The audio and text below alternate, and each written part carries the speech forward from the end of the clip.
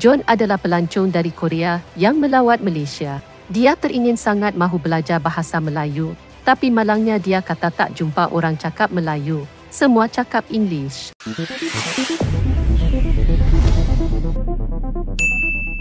Assalamualaikum warahmatullahi wabarakatuh. Halo, kembali bersama dengan kami di channel ini. Ya, eksistensi bahasa sebagai identitas berbangsa dan bernegara di negara jiran masih belum usai. Ketika bahasa Indonesia telah mendunia dan menjadi bahasa resmi UNESCO, masih ada netizen negara tetangga yang belum bisa menerima fakta bahwa bahasa Indonesia sudah mendunia dan telah berkembang di beberapa negara. Pada tempat lain, banyak warga negara asing yang datang ke suatu negara, entah itu dalam rangka berwisata, berbisnis, ataupun sampai tinggal, kadang terkendala dengan bahasa, dan kalaupun mereka menggunakan bahasa di suatu negara, hanya untuk keperluan tertentu. Misalnya di negara jiran, salah seorang netizennya memberikan opini atas kemampuan berbahasa dari warga negara asing. Saya dah bertanya kepada beberapa orang asing yang duduk di Malaysia sekian lamanya, tapi masih tak tahu cakap dalam bahasa kebangsaan. Yang mereka tahu hanyalah sekadar apa khabar dan terima kasih. Saya pun tanyalah mereka, kenapa tak nak belajar bahasa kita? Jawab mereka, sebab tak ada keperluan pun. Kerana bahasa Inggeris dan bahasa Cina lah yang penting di Malaysia, terutamanya dalam pekerjaan dan komunikasi dengan penduduk di bandar. Manakala bagi mereka, bahasa Melayu ini hanya sekadar untuk membeli belah dan mendapatkan potongan harga. Saya memang terdiam habis. Sebab apa yang mereka perkatakan itu sebenarnya adalah fakta belaka. Dan dalam masa sama, ia membawa maksud bahawa bahasa Melayu ini tidak ada kelas sama sekali. Ia bukanlah sebuah bahasa pendidikan, bukan juga bahasa kerjaya, tetapi hanya sekadar bahasa rakyat majoriti semata-mata.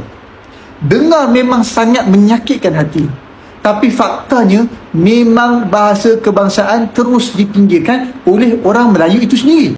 Ya, kita tidak dapat katakan hal ini berbeda dengan Indonesia, karena di sana juga ada warga negara asing yang mampu berbahasa Melayu.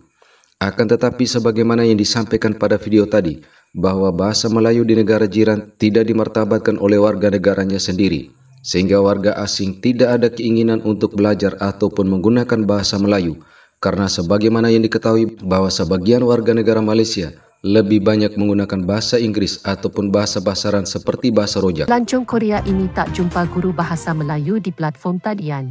Akhirnya belajar bahasa Melayu dengan guru bahasa Indonesia. Sebuah saluran YouTube John Random Books baru-baru ini telah memuat naik video di mana dia benar-benar ingin belajar bahasa Melayu. Tetapi malangnya dia tidak menjumpai guru bahasa Melayu di laman web pembelajaran bahasa itu. Hello everyone. A few weeks ago, I took my very first Bahasa Melayu online lesson, and today's video is about how the session went. By the way, I could not find anyone teaching Bahasa Melayu on the learning platform that I've been using, so I had to search for someone who speaks Indonesian and ask whether he or she can teach Malaysian language. Ironinya apa yang dia dapati, terdapat ramai guru bahasa Indonesia di sana. Akhirnya dia menghubungi salah seorang guru bahasa Indonesia dan bertanya apakah dia boleh mengajar bahasa Melayu juga. Bahasa Indonesia, selamat pagi, selamat siang, selamat sore, selamat malam. In Malay, that will be selamat pagi, selamat tengah hari, selamat petang, selamat malam. John adalah pelancong dari Korea yang melawat Malaysia, tepatnya di Pulau Pinang. Dia teringin sangat mahu belajar bahasa Melayu, tapi malangnya dia kata tak jumpa orang cakap Melayu. Semua cakap English. About 2 years ago, I decided to come to South Asia because I wanted to travel beautiful places in South Asia. But I believe it's what they use in Malay, but I've never heard it. I mean, nobody said that to me, but maybe you've heard it because you're in Penang. No. You can check that. No? Everybody speaks in English, so I don't know. Daripada video tersebut, kita boleh simpulkan mengapa bahasa Indonesia begitu popular berbanding bahasa Melayu di peringkat antarabangsa. Salah satu sebabnya ialah kerana terdapat ramai guru bahasa Indonesia yang tersebar di seluruh dunia. Korea tu saya cuba nak buat tapi tidak ada pelajar. apabila saya sidik-sidik, rupanya pelajar di Korea tu dia kecewa dengan situasi di Malaysia.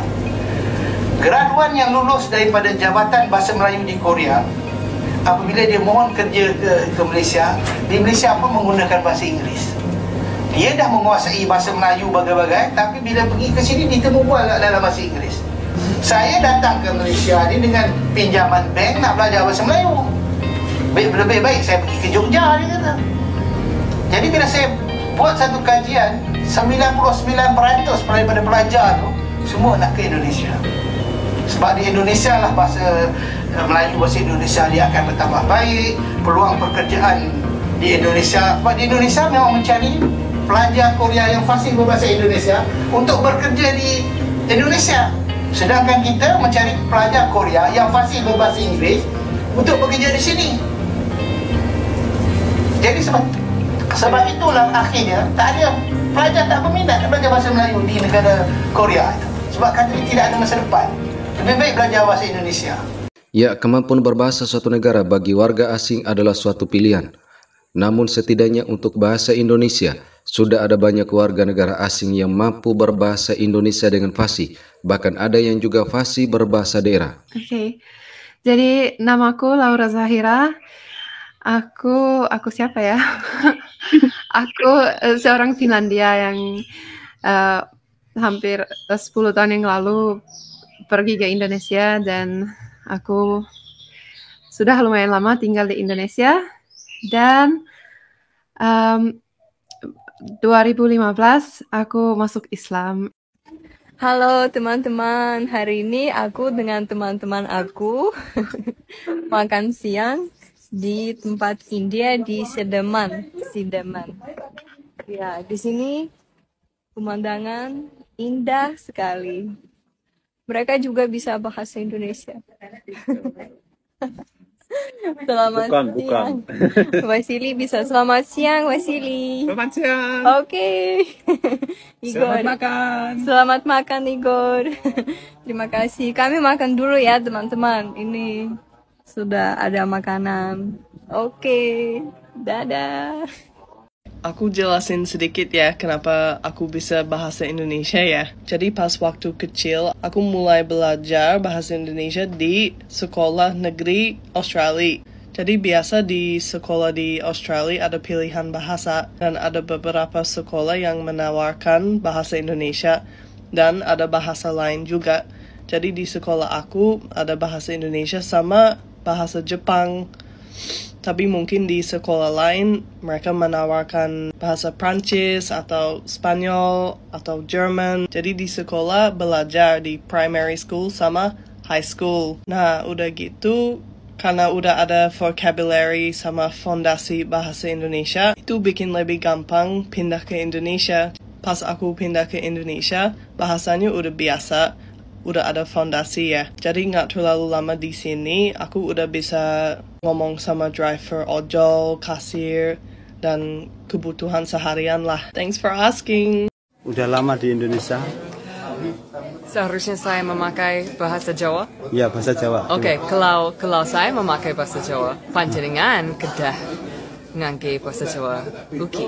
Oh, ya. Oke, siap. Aku lanjut bahasa Jawa ya. Oke. Wis suwe main keroncong. Oh ya, wis suwe luweh. Wis 8 tahun. 5 tahun. 8 tahun. 8 tahun.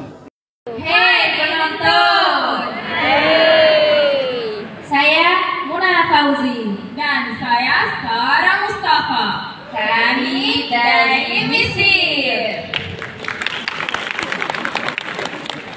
Oke, pemerintah Indonesia melalui Badan Pengembangan dan Pembinaan Bahasa Indonesia melalui program BIPA atau Bahasa Indonesia untuk Penutur Asing maupun dari Kementerian Luar Negeri terus gencar memperkenalkan dan mengembangkan bahasa Indonesia di negara-negara asing yang kini sudah berkembang di 54 negara.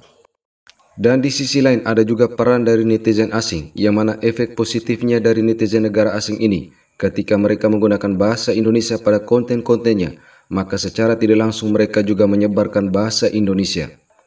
Oke, demikian sekilas video ini. Wassalamualaikum warahmatullahi wabarakatuh.